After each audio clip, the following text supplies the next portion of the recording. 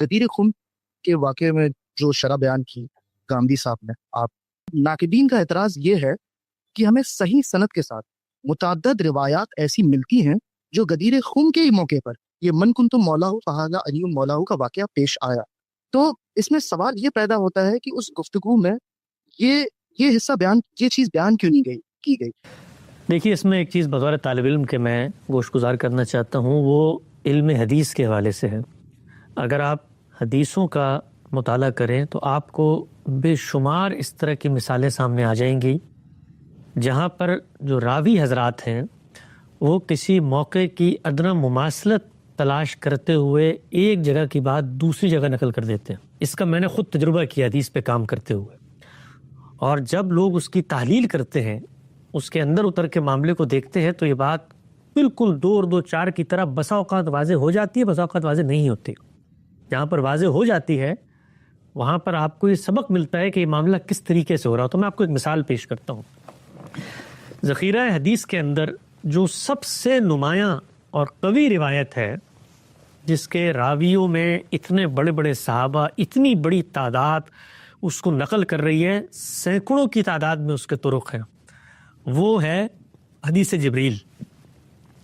آپ نے سنی ہوگی کہ رسول اللہ صلی اللہ علیہ وسلم کی مجلس میں جبریل امین تشریف لائے ہیں، اور تشریف لانے کے بعد کچھ سوال و جواب آپ سے ہوئے ہیں۔ ان روایات پر جب ہم نے کام کیا تو سینکڑوں کی تعداد میں روایات ہیں، سب جگہ پر ایک ہی بات بیان ہو رہی ہے کہ وہ جو شخص آیا تھا وہاں پر اس کو کوئی بھی نہیں پہچانتا تھا، کوئی جانتا نہیں تھا وہ کون شخص ہے، یعنی وہ کوئی ان کے قبیلے یا ان کی جان پہچان کا آدمی نہیں تھا۔ ہر شخص یہ کہتا ہے، مطلب آپ اس کے جو طرق ہیں وہ کوئی 400-500 سے زیادہ ہیں، تو کسی جگہ پر یہ چیز سرے سے نقل ہی نہیں ہو رہی کہ وہ آدمی کون تھا۔ ایک ایسا طریق سامنے آیا کام کرتے ہوئے میرے کہ جس میں ایک صحابی کی نسبت سے راوی بیان کرتے ہیں کہ جب جبریل اس مجلس سے اٹھ کے گئے تو انہوں نے تبصرہ کیا کہ یہ جبریل تو دہیہ قلبی کی صورت میں یہاں پر آئے تھے۔ ٹھیک ہے نا؟ اب ایک طالب علم کے ذہن میں سوال پیدا ہوتا ہے کہ یار ایک واقعہ ہے، سینکڑوں لوگ نقل کر رہے ہیں، کوئی دوسرا آدمی یہ کہنا تو کجا کہ اس کی نسبت کسی سے، سب یہ کہہ رہے ہیں کہ ہم تو اس کو جانتے تک نہیں تھے، یہ ایک شخص کیسے کہہ رہا ہے کہ یہ دہیہ قلبی کی صورت میں آئے تھے اور باقی لوگ کیوں اس سے انجان رہ گئے؟ عقلی سوال پیدا ہوتا ہے نا۔ تو اس سوال کی دو طریقے ہیں جاننے کے۔ ایک طریقہ ہے جو ہمارے ہاں ان لوگوں کا ہوتا ہے جن کا ذہن ریاضیاتی ذہن ہوتا ہے، جو تجزیہ و تحلیل کی صلاحیت نہیں رکھتے، اور میں کسی کا نام نہیں لینا چاہتا، لیکن ہمارے ہاں جو مناہج ڈیولپ ہو گئے ہیں اس میں جو اہل حدیث منہج ہے، جو چیزوں کو ظاہریت پہ قبول کرتا ہے، تو اس میں سے آپ کیا اخذ کریں گے؟ آپ کہیں گے کہ یہ جبریل آئے تھے، ایک روایت میں آ گیا دہیہ قلبی کی صورت میں تھے، وہ جبریل دہیہ قلبی کی صورت میں آئے تھے، روایت میں تو آ گیا۔ اگر روایت میں آ گیا، اسی واقعے سے نقل ہوا ہے تو آ تو گیا نا، روایت میں لکھا ہوا تو ہے۔ تو ایک طریقہ یہ ہے۔ دوسرا طریقہ کیا ہوتا ہے؟ تجزیے کا، تحلیل کا، ان عقلی الجھنوں کو سلجھانے کا کہ بھائی جب یہ 300 لوگ یہ بات نہیں کر رہے تو ایک آدمی نے کیسے کیا؟ تو میں صرف آپ کو بتانا یہ چاہتا ہوں کہ میں نے اس پر تحقیق کی، تجزیہ کیا، ان باقی جتنی روایات تھیں اس میں وہ راوی موجود نہیں تھا جو راوی اس روایت میں موجود تھا، جو دہیہ قلبی کی شبیہ صورت جبریل سے ملا رہا تھا۔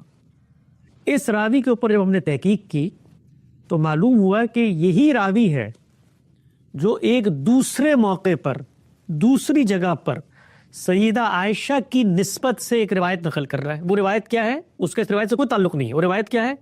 وہ روایت یہ ہے کہ رسول اللہ صلی اللہ علیہ وسلم جس وقت واپس آئے ہیں اور آپ کو یہ حکم ہوا ہے کہ اب آپ نے ایک دوسرے یہود کے قبیلے کی طرف جانا ہے، اسلحہ نہیں رکھنا، اس موقع پہ جبریل بنفس نفیس تشریف لائے ہیں، آپ اسلحہ رکھ رہے تھے اور آپ کو گھر میں آ کر انہوں نے بتایا کہ اسلحہ نہ رکھیں، ذمہ داری پوری نہیں ہوئی، اگلے مارکر اگلے محاذ پہ جانا ہے۔ تو اب یہ جبریل علیہ السلام وہاں تشریف لائے اور آپ سے صلی اللہ علیہ وسلم سے ان کا مکالمہ ہو اور وہ چلے گئے۔ سیدہ عائشہ اندر موجود ہیں حجرے میں، انہوں نے ایک کونے سے دیکھا ہے کہ رسول اللہ صلی اللہ علیہ وسلم سے کوئی گفتگو کر رہا ہے۔ تو رسول اللہ صلی اللہ علیہ وسلم جب اندر آئے حجرے میں تو انہوں نے، سیدہ عائشہ نے پوچھا کہ یہ کون تھے؟ تو انہوں نے کہا کہ یہ جبریل، یہ حکم نامہ لے کر آئے تھے۔ تو انہوں نے کہا میں نے جب دیکھا، سیدہ عائشہ کی جب میں نے جب دیکھا تو مجھے لگا کہ شاید آپ دہیہ قلبی سے گفتگو کر رہے ہیں۔ اب آپ یہ دیکھیے کہ سیدہ عائشہ کا ایک رجحان ہو سکتا ہے دہیہ قلبی لمبے قد کے ہوں جبریل امین بھی لمبے قد کی انسان کی صورت میں آئے ہوں، تو پیچھے سے دیکھ کر جو ہمارے ذہن میں تصویر ہوتی ہے کسی شخص کی، وہ تاثر بیان کر دیا سیدہ عائشہ نے رسول اللہ صلی اللہ علیہ وسلم سے. اب راوی نے اس کو نقل کیا ہے اس روایت میں کہ سیدہ عائشہ نے فرمایا کہ جبریل کو جب رسول اللہ سے ملاقات ہوئی تو غالباً دہیہ قلبی کی صورت مجھے لگ رہی تھی. تو اب ایک تصور پیدا ہوا راوی کے ذہن میں کہ دہیہ قلبی اور جبریل کی تصویر ملتی جلتی ہونی چاہیے، کیونکہ سیدہ عائشہ کو تو خدشہ پیدا ہوا نا. تو یہ تصور اس نے اس روایت سے لیا اور جا کے حدیث جبریل کے اندر ٹانگ دیا، جس حدیث جبریل میں سب راوی یہ کہہ رہے ہیں کہ ہم بندے کو واقف ہی نہیں، اس کی شکل دیکھ کے پتہ نہیں چلتا کون ہوتا ہے. تو یہ روایتوں کے اندر بے شمار جگہوں پر یہ کام ہوتا ہے کہ ایک موضوع سے متعلق، ایک باب سے متعلق کوئی چیز آپ کو کسی دوسری جگہ موضوع لگتی ہے تو وہاں پر آپ اس کو ٹانگ دیتے ہیں. کہیں پر آپ کو آیات اس کے شان نزول کے پس منظر میں کھڑی نظر آتی ہیں، ان کو وہاں پر آپ داخل کر دیتے ہیں. آپ اس کو اگر دیکھنا چاہیں، ہمارا علم النبی کے اوپر کام ہے، وہ کام ابھی منظر عام پر آ رہا ہے، انشاءاللہ ایک آدھ مہینے میں وہ چھپ کے لوگوں کے ہاتھوں میں ہوگا. ہم نے ہر روایت کے بارے میں یہ کیا ہے کہ اس میں ماضی میں جا کر ان تمام واقعات، اس سے متعلق مباحث، ان کو جمع کر کے جامع متن بنایا ہے. اس سے اس کے اطلاقات سامنے آتے ہیں اور اس سے یہ اندازہ ہوتا ہے کہ کس طریقے سے ادنا مماثلتیں دیکھ کر راوی واقعات کو اس طرح خلط ملط کر دیتے ہیں. اس کی ایک اور بڑی اچھی مثال اسراء و معراج کا واقعہ ہے. 4 الگ الگ واقعات جن میں سے بعض قرآن میں بیان ہوئے ہیں، بعض روایتوں میں بیان ہوئے ہیں، رسول اللہ کے رویا ہیں، ان سب کو ملا جلا کر ایک پیکج بنا دیا گیا. وہ قرآن نے یہاں پر مشاہدہ کروایا ہے، وہ روایت کے اندر خواب کا مشاہدہ بن گیا. جو خواب کا مشاہدہ تھا وہ قرآن کے مشاہدے کے ساتھ خلط مبس ہو گیا، اس کو بیان اس طرح کیا گیا کہ وہ حصی مشاہدہ بن گیا. تو روایات میں اس کی بے شمار مثالیں ملتی ہیں. یہ اہل حدیث ذہن کے لیے اس بات کو سمجھنا ذرا مشکل کام ہے، اس لیے کہ وہ چونکہ روایت کو وہی غیر مطلوب کی حیثیت دیتے ہیں حدیث کو، تو اس کے نتیجے میں ان کے لیے یہ سمجھنا ذرا مشکل ہو جاتا ہے کہ یہ جو وحی غیر مطلوب ہے اس کے اندر اختلاط بھی ہو جاتا ہے اس طریقے سے. اور اس وحی کو جب روایت بالمعنی کے اصول پر راوی بیان کرتے ہیں تو یہ خرابیاں اور یہ مسائل پیدا ہو جاتے ہیں. خود اس کی بڑی اچھی مثال عذاب قبر کی روایات ہے. آپ ان کے اوپر ہم نے کام کیا ہے، بڑا تفصیلی کام ہے، اس میں سال سے زیادہ وقت لگا، وہ بھی اب چھپ رہا ہے، اس کو آپ دیکھیے. اس کے اندر اتمام حجت کی روایات ہے، جس طرح ان کو بیان کیا جاتا ہے ان کے پس منظر سے کاٹ کے اور چیزیں ادھر ادھر سے شامل ہو جاتی ہیں. تو یہ جو معاملہ ہے، یہ روایتوں کو جو لوگ وحی کی روشنی میں دیکھتے ہیں ان کی سمجھ میں آسانی سے نہیں آ سکتا. ان کے نزدیک مسلم کے اندر اگر کوئی چیز بیان ہو گئی ہے، خود صحیح مسلم کے اندر صحیح روایت ہے نا، ذرا رب الفضل کی روایات کو دیکھیے. غامدی صاحب نے تحلیل کر کے بتایا ہے اور آج تک اس تصور پر کوئی نقد نہیں کر سکا علمی انداز میں کہ 2 روایتیں ہیں، اوپر نیچے ہیں، اور نظر آ رہا ہے کہ ایک کی بات دوسری میں شامل ہوگی، دوسری کی بات اس میں شامل ہوگی. موقع نہیں ہے یہاں پر میں روایات کی تفصیل کروں، تو اس کو آپ میزان کتاب میں دیکھیں. تو یہ بہت ہوتا ہے ذخیرہ حدیث کے اندر. تو مثال کے طور پہ اگر یہ معلوم ہو گیا کہ اللہ کے پیغمبر نے من کنت مولا فعلی مولا کہا ہے، اور اس کا پس منظر یہ ہے کہ آپ نے ایک سرکاری کام کے لیے ان کو بھیجا جس میں ایک تنازع پیدا ہو گیا مال غنیمت کی تقسیم میں، اس میں لوگوں نے آپ پر مختلف الزامات لگائے، آپ کی کریکٹر اسیسینیشن بھی اس زمانے میں ہوئی ہوگی، 10 اور محرکات بھی ہوتے ہیں. پیغمبر کو محسوس ہوا، اس نے ایک موقع پہ تبصرہ کر کے بتایا کہ بھئی اس کے پیچھے پڑ گئے ہو تم، میں نے اس کو بھیجا تھا، تو اگر اس پر اعتراض کرنا تو مجھ پہ اعتراض کرو. میری اتھارٹی کو لے کر یہ وہاں گیا تھا، فیصلہ کر کے آیا، میں ذمہ دار ہوں، میں جواب دہ ہوں، تو اگر مجھے مانتے ہو تو پھر اس کو بھی مانو. تو یہ پس منظر ہے. آپ یہ کہیں کہ چونکہ ایک روایت میں یہ مطلق بات بھی آ گئی ہے، لہٰذا میں اس پورے پس منظر کو جو کہ میرے سامنے خود دریافت ہو کے آ گیا ہے، اس کی روشنی میں دیکھنے کے بجائے میں اس سے ایک پورا کا پورا فلسفہ دین نکال لوں کہ اللہ کے پیغمبر اپنی رخصت ہونے سے پہلے ایک شخص کو اپنی نیابت کی جگہ پر چھوڑ کے جا رہے ہیں. بھائی کسی اصول پر چھوڑ کے جائیں گے نا، وہ اصول یا علم و عقل کا ہوگا یا دین کا ہوگا، تو ذرا وہ اصول بتا دیں. قرآن مجید کہتا ہے امرہم شورا بینہم، تو شورائیت کا اجتماع ہو گیا تھا سیدنا علی پر جس کا فیصلہ کر کے جا رہے ہیں. دوسری طرف اللہ کے پیغمبر اپنی نسبت سے بتا رہے ہیں الائمۃ من قریش، اور ان کے لوگ جو ہے قیادت انہی کے پاس ہوگی، زعماء قریش فیصلہ کرتے ہیں، لوگ ان پر اعتماد کرتے ہیں. تو یہ باہم متضاد باتیں رسول اللہ کیوں فرما رہے ہیں بھائی؟ ایک طرف قریش کی رسالت میں آپ صلی اللہ علیہ وسلم اپنے مسلح پہ کھڑا کرتے ہیں تو ایک دوسرے شخص کو کھڑا کرتے ہیں. اچھا صحابہ کا پورا جو قوم ہے وہ رسول اللہ کے بعد اس آپ کی وصیت کی روشنی میں جس شخص کا انتخاب کرتی ہے وہ تو کوئی دوسرا شخص ہے. تو ان سب کو رسول اللہ صلی اللہ علیہ وسلم نے یہ بات نہیں بیان کی تھی کہ بھئی میں اپنے بعد یہ فیصلہ کر کے، تو وہ اگر متفرق روایت میں آنے سے قابل قبول ہو جاتا ہے تو ہمارے نزدیک وہ بھی نہیں ہوتا. اس کے لیے بھی اس کی کوئی اصل چاہیے ہے. وہ اصل یا علم و اخلاق میں ہوگی یا پھر قرآن مجید میں ہوگی. تو یہ سب باتیں اہل حدیث ذہن کے لیے سمجھنا مشکل ہے، اس لیے کہ پہلے ان کو حدیث کو تاریخ ماننا پڑے گا. جب وہ حدیث کو تاریخ مانیں گے تو ان تاریخی الجھنوں میں جو مسائل پیدا ہوتے ہیں ان کو وہ سمجھنے میں دوسروں کے زاویہ نظر کو اس روشنی سے دیکھیں گے، ان کو منوانا بہت مشکل کام ہے. حسن صاحب یہاں ایک فالو اپ سوال میں کروں کہ یہ جو صحیح یہ بات سمجھنا ہے مضمونی طور پر دیکھا جاتا ہے، پس منظر متعین ہونا چاہیے. جو صحیح مسلم کی جو روایت پیش کی گئی تھی قدیر کا واقعہ، اس کی تشریح اور بتایا گیا تھا کہ دیکھو من تو مولا ہوں فہد علی مولا ہوں کا واقعہ اس سے متعلق نہیں ہے، اس کا الگ پس منظر ہے. لیکن اگر ہم وہ روایت جو کاملی صاحب نے پیش کیا وہ بھی اگر ہم دیکھیں کہ آخری حصے میں تابعی جو ہے زید بن ارقم سے یہ سوال کر رہا ہے، اعتراض کر رہا ہے کہ کیا ازواج مطہرات اہل بیت میں شامل نہیں ہے، تو یہ چیز اس طرف اشارہ تو کر رہی ہے نا کہ کوئی بالکل ہو ایسی سکتا ہے بات بھائی. ضرور ہوئی. دیکھیے یہ جو سارے واقعات ہیں یہ وہاں پر کوئی کتابوں کی صورت میں لکھے نہیں جا رہے الگ الگ، یہ سارے واقعات پس منظر میں ہوتے ہیں، پوچھنے والوں کے ترددات پس منظر میں ہوتے ہیں. سیدنا علی کے بارے میں جو دوسری جگہ پر تنازع سامنے آیا ہے وہ صحابہ کی جماعت کے اندر کا تنازع ہے نا، ان کے اعتراضات ہیں ان کے اوپر، وہ اعتراضات پس منظر میں موجود ہوں گے. وہ ایک دوسرے موقع کے اوپر ایک دوسرا شخص ان اعتراضات کو پس منظر میں رکھ کے کوئی سوال کر سکتا ہے کہ اہل بیت میں یہ لوگ شامل ہیں. وہ دوسرا شخص اگر اس رجحان سے متفق نہیں ہے تو توسعاً اس کا اطلاق کر کے رسالت پاک صلی اللہ علیہ وسلم کے خانوادے میں اس کو شامل کیا جا سکتا ہے. یہ سب کچھ فطری چیزیں ہیں، اس میں کوئی اختلاف کی بات نہیں ہے. سوال صرف وہاں پیدا ہوتا ہے کہ بھائی آپ اس سے ثابت کیا کرنا چاہتے ہیں، ثابت کیا کرنا مقصود ہے من کنت مولا سے. ثابت حسن صاحب یہ کرنا مقصود ہے کہ گاندھی صاحب جو فرما رہے ہیں کہ اس غدیر قوم میں اہل بیت کا جو ذکر آیا ہے تو خالصتاً ازواج مطہرات کے متعلق وصیت کر کے نہیں گئے ہیں، اس میں مولا علی کا بھی ذکر ہے اور آل علی، آل عقیل، آل جعفر ان کا بھی سب ذکر ہے اس میں. تو ایسا نہیں، اس میں ازواج مطہرات تو شامل ہیں ہی، اس سے کوئی انکار نہیں کر رہا ہے، لیکن آپ انہیں ایکسکلوڈ نہ کرتے ہیں نا. حضرت علی کا ذکر اس میں ہو رہا ہے. ازواج مطہرات کو شامل کرنے کی جو بنیاد ہے وہ تو قرآن مجید سے ہم نے ثابت کی کہ اللہ تعالیٰ کے میں بات پوری کر لوں. یہ بات کہ اللہ کے پیغمبر، آپ اگر اس روایت کے اندر یہ چیز شامل کرتے ہیں کہ خود رسول اللہ صلی اللہ علیہ وسلم نے اس موقع پر توسعاً، آپ کو روایات سے یہ چیز نظر آتی ہے، توسعاً اہل بیت میں ان لوگوں کو بھی شامل کر لیا جو زید بن ارقم کی روایت میں آتے ہیں. مجھے کیا اعتراض ہے، اس کے اوپر بھی کر لیا ہوگا، کر لیں، کیا اعتراض کی بات ہے؟ کوئی اعتراض کی بات نہیں ہے. ہم نے تو لفظ کے بارے میں پہلے یہ بتایا کہ اہل بیت کے لفظ کا حقیقی اطلاق کس پہ ہوتا ہے. توسعاً اطلاق کرنا چاہیں، توسعاً اطلاق تو آپ گھر کے ملازمین تک پہ کرتے ہیں، یہاں تو پھر خونی رشتے موجود ہیں. اچھا کسی اور موقع پر کل کوئی روایت مخطوطے کی صورت میں سامنے آ جائے، اس میں رسالت مآب صلی اللہ علیہ وسلم فرمائیں کہ میں اپنے اہل بیت اور ان کا نام لے کر بتا دے الگ سے، وہ روایت ثابت بھی ہو جائے، وہ چیزیں آ بھی جائیں، تب بھی علمی عقلی لحاظ سے کوئی اس پہ اعتراض نہیں ہوتا. تو ہم نے جو بات بیان کی ہے من کنت مولا فلیو مولا کے جو الفاظ ہیں، یہ لفظ الفاظ یہ دوسری جگہ پر پورا اپنا مدعا مفہوم اپنے سیاق کے ساتھ رکھتے ہیں. یہ روایتوں میں ہوتا ہے ادھر کی ادھر، ادھر کی ادھر ہو جاتی ہے. زید بن ارقم کا جو تبصرہ ہے وہ حدیث کا حصہ نہیں ہے، یہ بات یاد رکھیں آپ، وہ حدیث کا حصہ نہیں ہے، وہ ایک صحابی کا اطلاق ہے. تو صحابی نے اس موقع پر سوال کرنے والی کی رعایت سے ہو سکتا ہے اس کے ذہن میں بہت علی موجود ہو سکتا ہے اس سے پہلے جو میں نے بھی گفتگو کی ہے روایت میں سب کچھ نہیں آ رہا ہوتا، ہو سکتا ہے وہ شخص ان میں شامل ہو جس نے مثال کے طور پہ سارا پروپیگنڈا کیا تھا، تو وہ اس کو نصیحت کر لیں گے، وہ اس کو بات کر لیں گے. تو یہ بس اتنی سی بات ہے.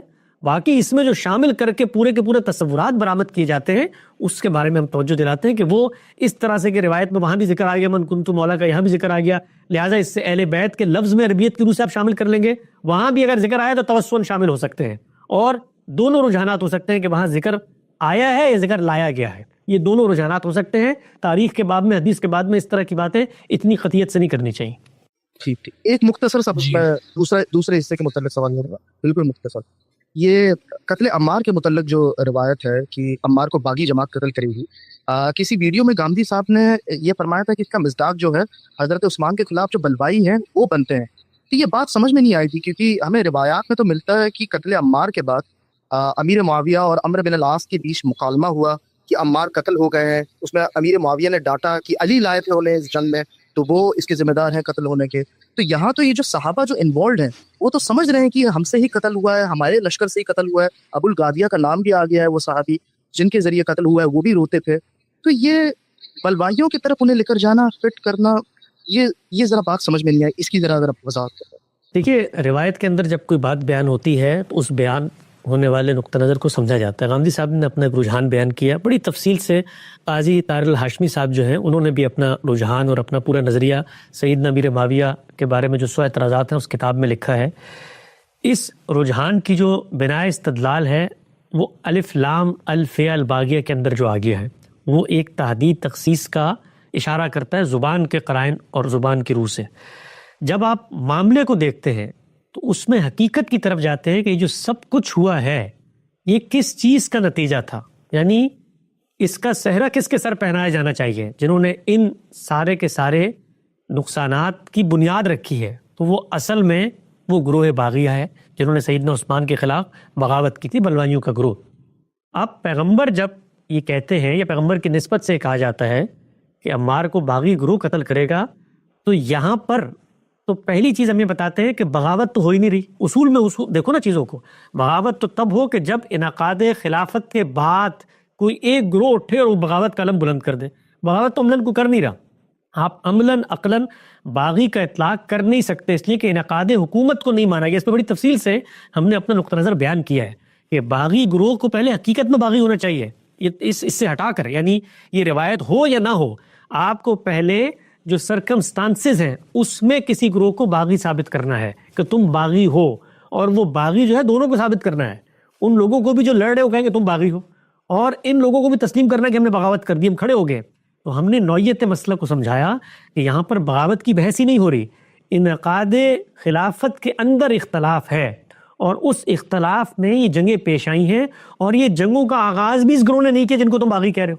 یہ تو تاریخ کے مسلمات ہیں, ان مسلمات تاریخ سے انکار نہیں ہو سکتا کہ جنگیں ہوئی کیسے ہیں. کیا نعوذ باللہ آپ کی نظر میں سیدہ عائشہ باغی ہیں جنہوں نے سیدنا علی سے جنگ کی ہے؟ سوال کے جواب دیجیے گا مجھے. یہ جسارت تو کوئی نہیں کرے گا. کیوں نہیں کریں گے آپ؟ یعنی انہی سیدنا علی کے مقابل میں جب دوسرا گروہ کھڑا ہوتا ہے تو وہاں تو جسارت فوراً ہو جاتی ہے کہ باغی گروہ کا اطلاع, کیونکہ وہاں پر حدیث عمار آ جاتی ہے سامنے, اس لیے ہو جاتی ہے. بھائی کچھ خدا کا خوف کریں, یعنی صحابہ اکرام وہاں پر موجود ہیں. ذرا تصور کریں ایک لمحے کے لیے, یہ جو پہلی جنگ ہوئی ہے اس میں اگر شہادت سیدہ عائشہ کی ہو جاتی, آخر جنگ تو جنگ کے اصولوں پر ہی ہوتی ہے نا, تو اللہ نے محفوظ رکھا. اگر سیدہ عائشہ کی شہادت ہو جاتی تو آج ایک دوسرا گروہ آپ کو کھڑا ہوا نظر آتا جو اسی طرح مظلومیت کی داستانیں سنا رہا ہوتا اہل بیت کے خلاف کہ دیکھیے انہوں نے کیا کر دیا امہات المومنین کے ساتھ.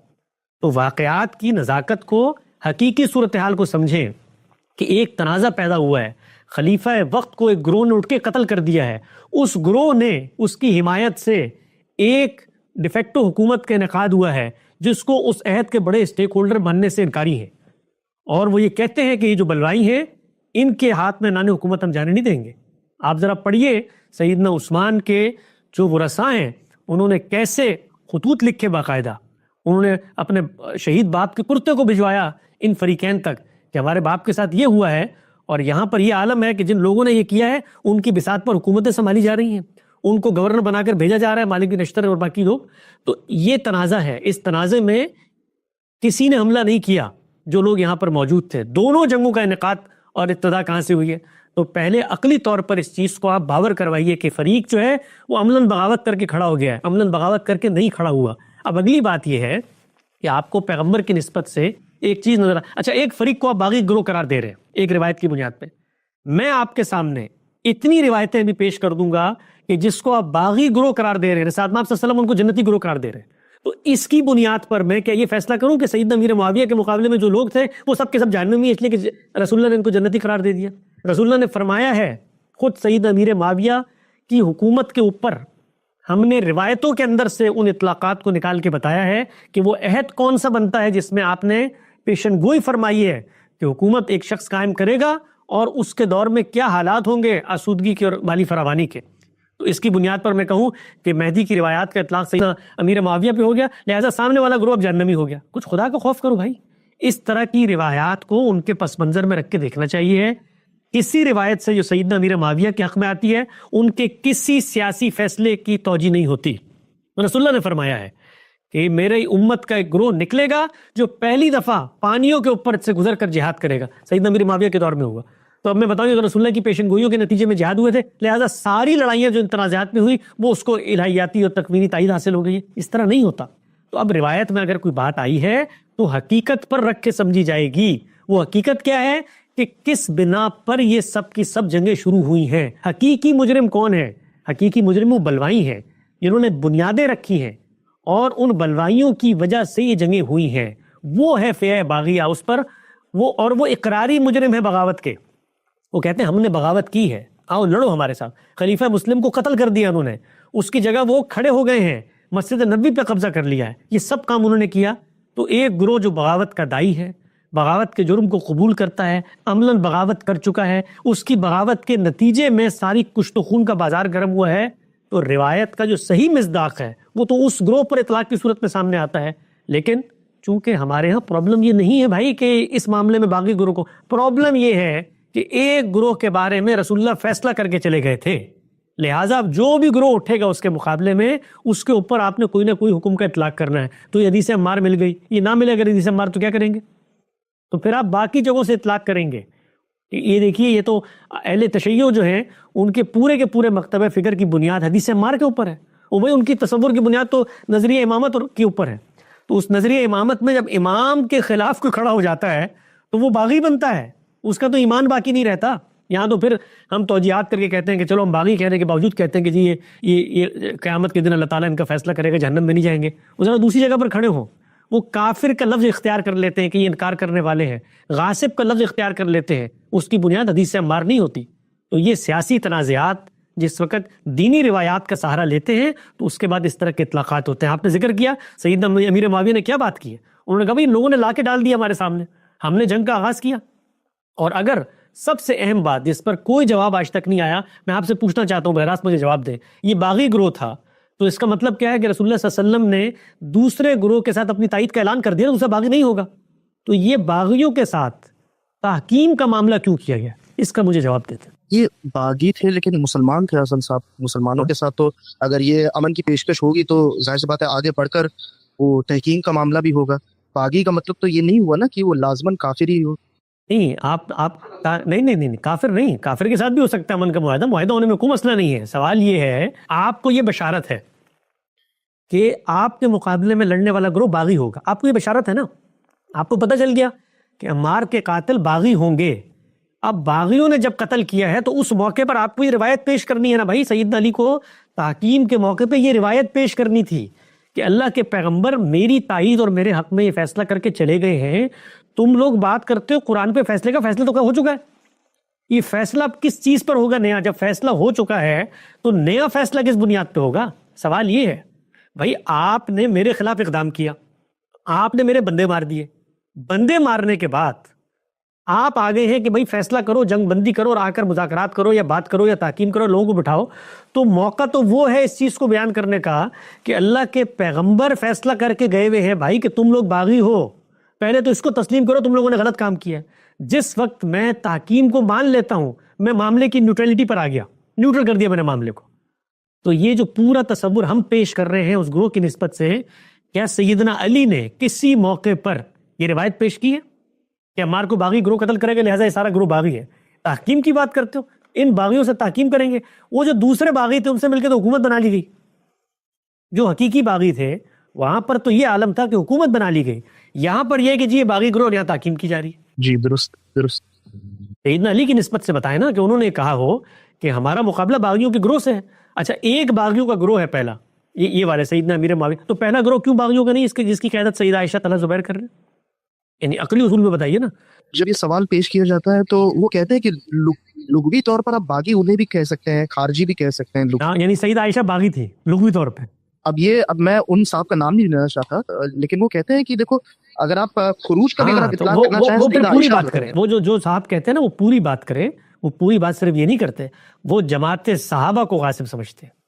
وہ پوری بات کریں اور اگر دیانتداری سے بات کریں کہ ہم صحابہ کی جماعت کو غاصب سمجھتے ہیں، انہوں نے اقتدار جو اہل بیت میں سیدنا علی کے سپرد ہونا تھا اس کو چھین لیا ان کے ہاتھ سے، ہم سب کو غاصب سمجھتے ہیں. تو کھل کر کہیں نا، تکیہ کیوں کرتے ہیں؟ آئی تھنک حسن صاحب اس میں سب سے امپورٹنٹ یہ ہے کہ حضرت علی نے خود اسے استدلال کے طور پر نہیں پیش کیا کہ دیکھو قتل عمار ہو گیا، اب تو بات یہ سب ہو گیا. تحکیم قبول کرنے کا مطلب کیا ہے بھائی؟ حکم بنانے کا مطلب کیا ہے؟ حکم بنانے کا مطلب ہے کہ معاملے کو میرٹ پہ دیکھا جائے. تو میرٹ اگر آپ کے حق میں تائید ہے روایت کی، حکم کو روایت پیش کریں گے آپ. تحکیم جڑی ہوئی ہے اس پورے تصور سے. میں اگر ایک معاملے میں ایک استحقاق رکھتا ہوں تو پھر میں میرٹ پر تحکیم کا مطالبہ نہیں کر سکتا وہاں پر. قرآن پہ اٹھائے نا, قرآن کی روشنی میں فیصلہ ہو, تو ہونا چاہیے تھا روایت کی روشنی میں فیصلہ ہو. روایتیں کاغذوں پہ لے کے نیزوں پہ لٹکائی جاتی کہ عمار باغی گروہ قتل کرے گا, اس کی بنیاد پہ فیصلہ کرو. قرآن اٹھائے گا کہ روایت اٹھائے گی؟ بالکل بالکل واضح ہو گیا. بہت بہت شکریہ. چلیے.